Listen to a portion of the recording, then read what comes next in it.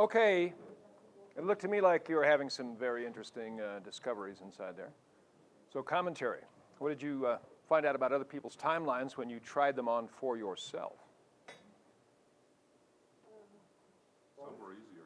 Some were easier. What was easier for you? It was funny because I looked at my own timeline, and all depending. If I look into the... Hello there. Hello. I am on the TV. Well, you probably don't have the TV, but you get the other. Head's coming, voice coming out of the back of his head. Anyways, as I was saying, my timeline for the future goes something like this, and then it goes up, and it gets really big. Now, some of the stuff in my future is very daunting because I see it as being very big. Whereas Alexandra's... You hear the link? This is an emotional response to a submodality structure. It's daunting because it's big. Yeah. Submodality, it's like a big picture. Yeah. The response, the emotional response is that it's daunting. That's right. Whereas when I tried on Alexandra's, That's me. that would be her. Yes. She sort of had a different, her past was very disjointed. She could remember a few things in the past, but when she looked into the future, she had little images, and they were down, and they were going off into the future, and it was very organized. Right. So as soon as I tried that on, it was like, that makes things easy. Right. Less daunting. Less daunting. Right. Wow, not even daunting. Not- What would if you structure it like Alessandro's, what's your emotional kind of response to a timeline structure of that? Simplicity. Simplicity. Yeah. Right. Ease. Ease, that's Right? right. So, I mean, again, we really want to make the link between our subjective response and shifting these small things called submodalities. Because, on the one hand, it seems like, we're dealing with something profound like time. But on another hand, we're dealing with something very specific and relatively simple, like submodalities. That if your future is structured so that the things you have to do are big, bright, and they're right there, you tend to really respond to those. There's an intensity. And, they can be daunting if that's your emotional response. If you shift them, they drop down, they get smaller, they come over here. That's a submodality shift. And yet you experience it subjectively as your relationship to the future. You can simplify your future, right? That's why I couldn't do my images up here, Right. bigger. What happened when you attempted to model Ron, make yours up there and bigger? How did you It seemed feel? Something unreal, a sort of a dream, something that I couldn't reach. Unattainable goals. Yeah. Right? So I didn't like it. Now this is it's really useful to track specifically on words and how people are describing this. For Ron, these kind of images are daunting. For Alessandra, the same submodality structure is like a dream. Right? Right. And it's a different response. Same submodality shift. That's why you really need to understand that there are some generalizations about submodalities. What's bigger, brighter, more immediate, you have a greater response to generally. But the response is not always the same in all people. For some people, perhaps daunting. For others, more dreamlike or impossible or like that. Interesting. Good discovery. So, And it was the same images as well, which was fascinating. You can take the same image, make it daunting, or you can say, right, there it is. right. Yeah, And suddenly, boom, you're in a much more resourceful state to begin to deal with that. absolutely. Right. Cool. Ron, does that Thank have to do you. with the impatience thing you were talking about yesterday? What's that? You said something about being impatient, about you want it all now. Sometimes. I don't know if it necessarily means that. Sometimes I don't see the steps, do you know what I mean? Sometimes I just see the end result, and that can be, I become very impatient. I don't want to do the middle. But check it out. If the middle's not represented, and all you see is the end result, and that's what you want, there would be this kind of, I want this now, Yeah. right? And this middle stuff, why do I have to bother with this? This is the thing. Right? Exactly. So one way to begin to explore that is you have some big goal, a goal that you really want to achieve. And the first thing you might want to do is to make it a little bit easier, is to begin to drop it down and think about it over here, and then look at the sequence of events that might Yeah, lead they're up to that, required, effortlessly. So the whole thing kind of flows, You begin to, Even sliding down it, do you know what I mean? yeah. As opposed to it being up there and gravitational. More patient down here, less patient. more easy down there, Do you have a sense, less difficult. let me ask you this, if it comes down from here, just imagine one, whatever it may be, big goal, that you sometimes may get impatient about, kind of like, I want it now. And you know what? I see the goal, but I also sometimes put the tasks in front of it and make Okay. it that much more. I make the tasks big as well. Right. Do you know what I mean? So That it's would like, be oh, daunting, wouldn't it? Yeah. And you try that on for yourself, you get a similar response, like, whoa, like each step is overwhelming to get to this thing, too. That's right, yeah. So, Whereas I did this stuff in I don't know when my timeline became like that. Right. Because I have, when I was in school, the timeline that I had back then was very fascinating. I had a screen in front of me, and I had I was told, oh, there's many possibilities in the future. So, of course, I stuffed as many as I could in there. right, And I just saw a bunch of holes to my future. And I didn't see what was behind it. Right. I didn't know what the outcome was. And I'm like, well, how do I know if I make the right choice? right. And that, in essence, became very daunting as well Right, as a kid. right, an overwhelming future. It's like all these things to do and you don't know quite what they're leading to or whatever. They're just right, all there, right? Is your hand tired? Interesting. So, Ron, I was curious about where your past was. You told us about your future. Where's it going? It goes down like this, and then behind me. That's where my past goes. Can you see that clearly? For the most part, I can bring, it all depends on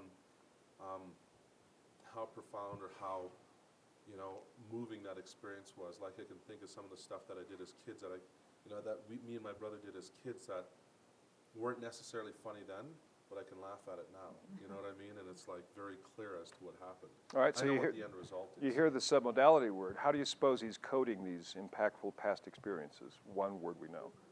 Say again? Visually, but how specifically?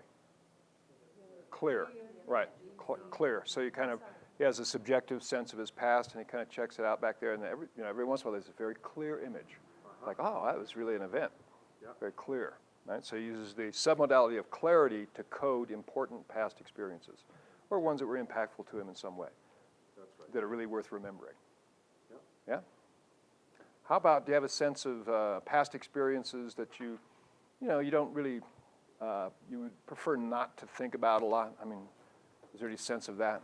Yeah, and you know what? I can make those clear as well. Right.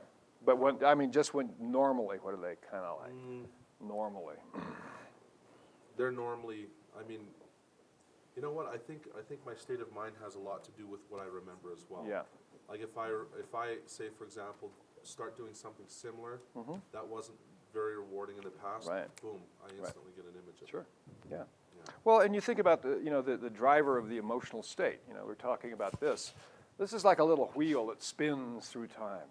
So if you're in a kind of melancholy mood, everybody's been in a kind of a rainy day melancholy, and you're kind of, that tends to bring up associations from your past that's linked to that state. That's Right? right, yeah. So, it's kind of like the mood itself kind of is a magnet. And from your memories, it kind of pulls up those experiences. Oh, yeah, remember the time. And different states they have a kind of a different magnetic pull. So there's a link between what's going on in terms of the sort of subliminal cognitive process and the emotional state that you're in. Okay? Cool. Other explorations? Rachel, you were saying that since it was just an experiment, you can just explore. It was, when you were trying on timelines, it was something that was relatively easy to do to try on others, right? Yeah, but what I realized too is I didn't actually have any pictures of it. I just had that sense. Sense of- my same sense. Right. And the sense of jeans, I was like, wow, great timeline. If I can't find one, Right. I'll borrow that. I'll borrow this one. Right. That Yeah. sounds great. That's cool. Mind if I take your timeline for a spin? I'm just going, wow, this is pretty good. But yeah, the sense of it was really comfortable and everything, but I still couldn't. Yeah. I couldn't do what I wanted, but this time I was like, I didn't try. I Right. know that's not a Right. good thing right now, so I Right. didn't even try it. I was just like, oh, the sense of this one's really nice. Right. Well, kind of going back to our conversation with Rachel earlier, she was contributing some more about this, about where she feels herself to be in life right now, right? This kind of open possibility, yeah? Yeah, and you guys have all heard me, even, when we're talking about, what's your outcome, and I'm like, well, I don't really want to set outcomes right now. I'm in a place where I'm not concerned about it. My future is entirely open. I don't feel limited. You hear it? By anything. Don't want to set outcomes, no future pictures. My future is entirely open, right? this is the state that she wants to be in now for her own personal evolution.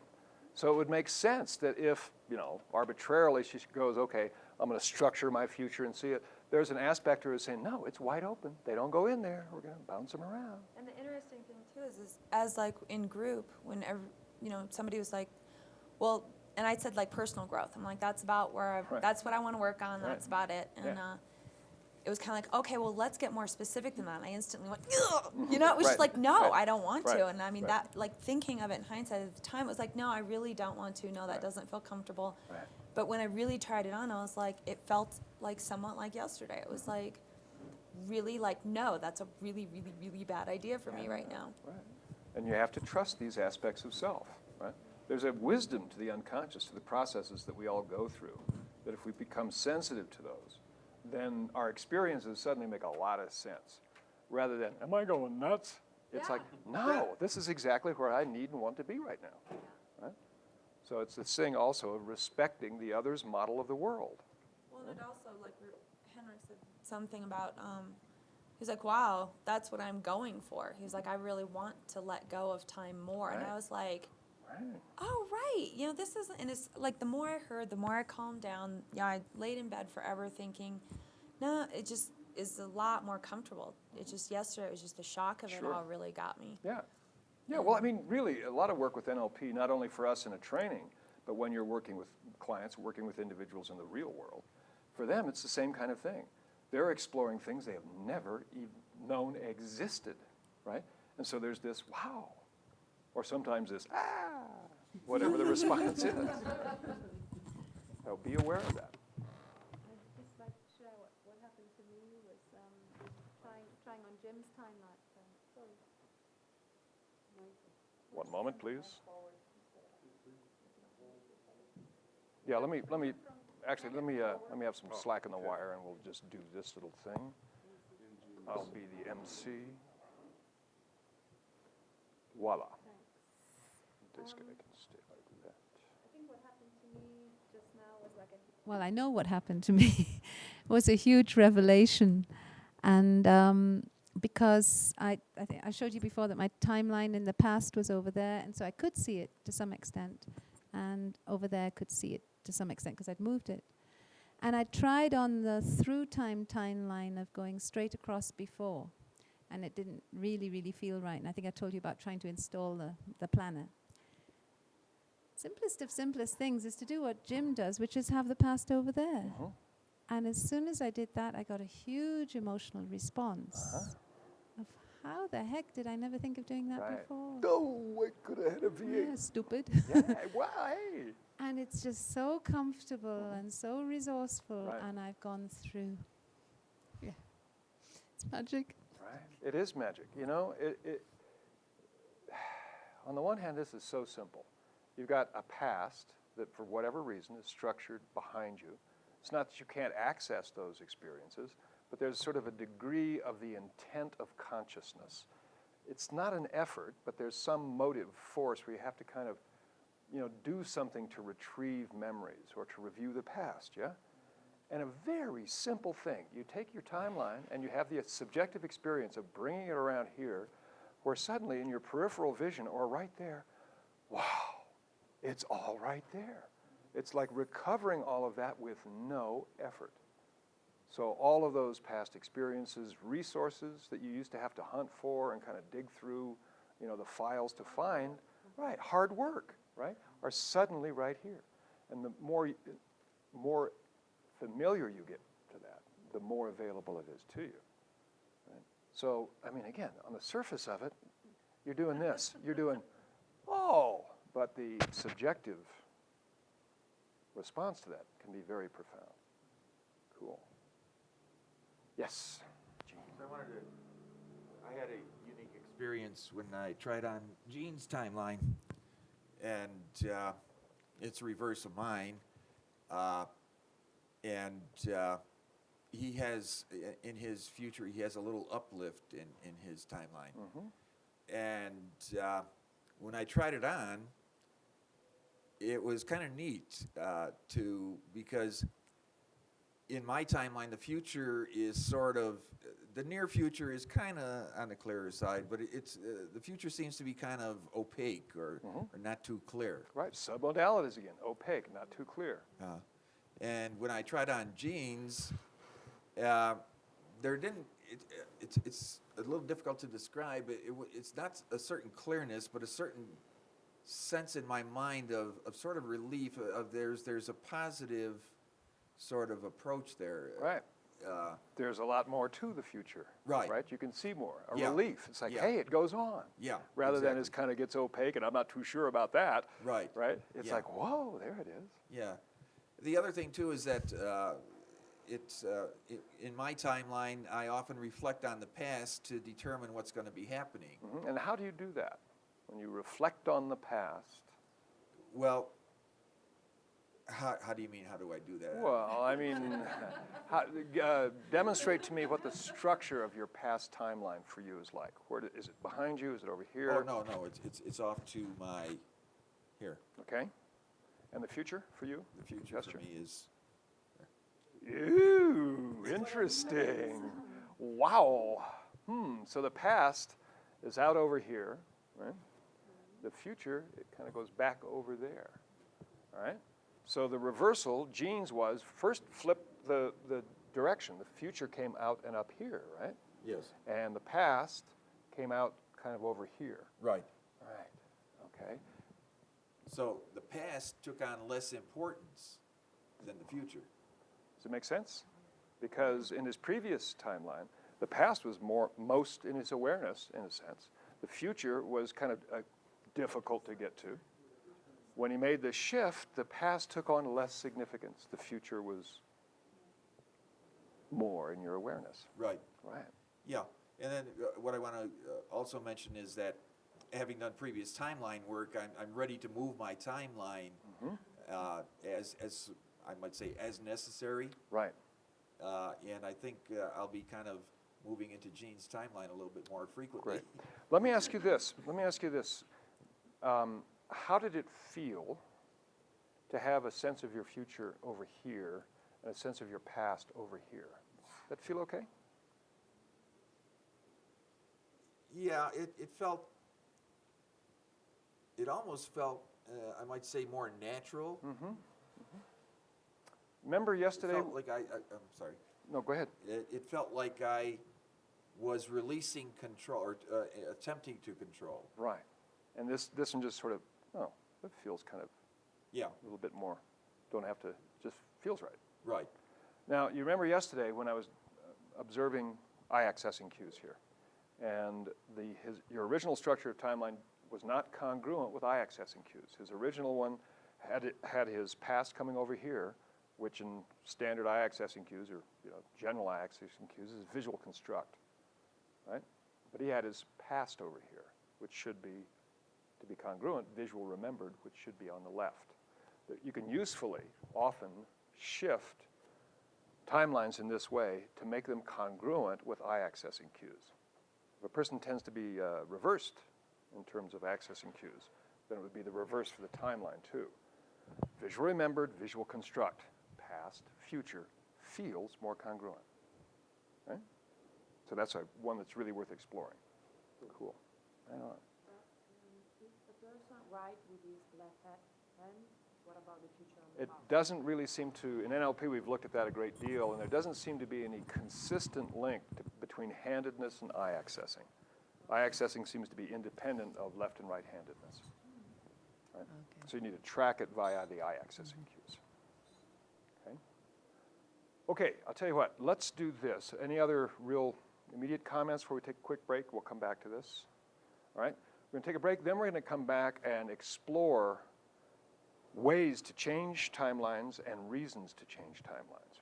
So let's take a 13-minute break. 13 minutes and 7 seconds.